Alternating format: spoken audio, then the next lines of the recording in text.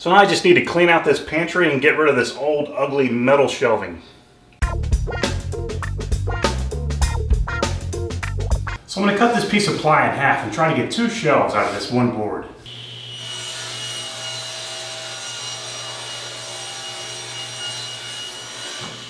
If you have a really long piece of ply, it's not a bad idea to go ahead and cut it in half first if you can, before you make a rip cut. It just makes it a little bit easier.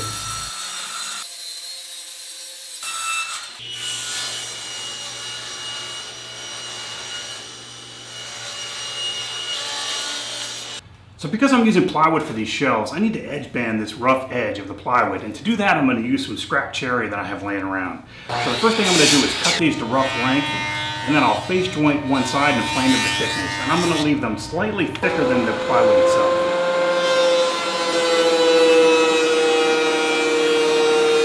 So I intentionally left the edge banding board about 2/10 of an inch thicker than the plywood itself. That way when the plywood is centered on the edge banding, I'll have plenty of room to work with on either side.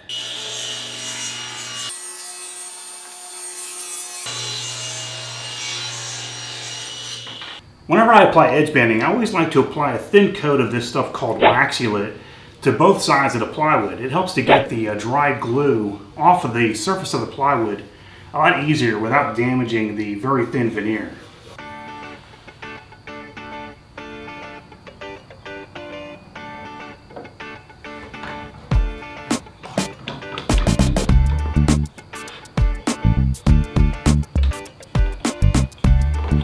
So before we flush this edge banding down to the surface of our plywood, it's not a bad idea to get rid of most of this wax that we put on earlier.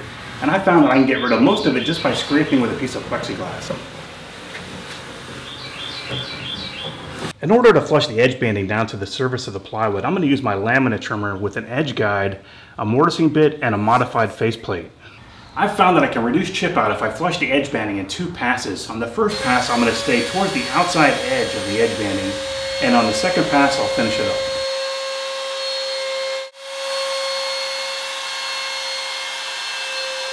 So with my table saw sled, I'll cut these shelves to length.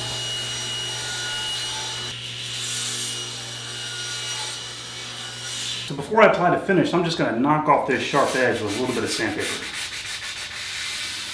So for the finish, I'm just using a mixture of varnish, mineral spirits, and tung oil in equal parts. Now if you happen to have any residual waxulate left over on your board, it just dissolves right into the finish and you don't really need to worry about it.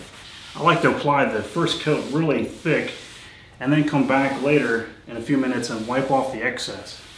Next I need to cut out some ledgers that will be attached to the wall. These will be used to support the shelves.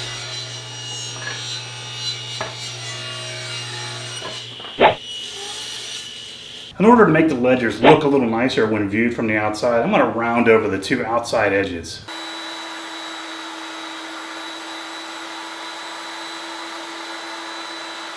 I need to drill for some holes so I can attach these to the drywall.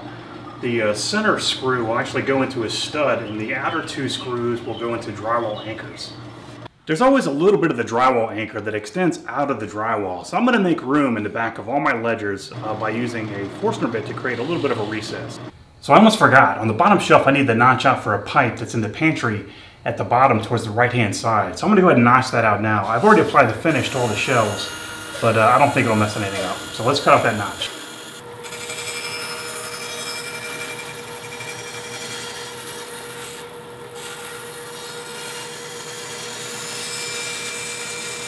So I've got all the shelves in, and you can see on this bottom shelf where I had the notch around this pipe. So all the shelves are resting on these ledgers, which are screwed into the drywall, and they're either attached to a stud on the center screw or they're in drywall anchors. So that's it. I hope you enjoyed watching, and please subscribe to my channel. And also, if you get a chance, check out the GarageWoodworks store, and you'll find the link in the description. Thanks again, guys.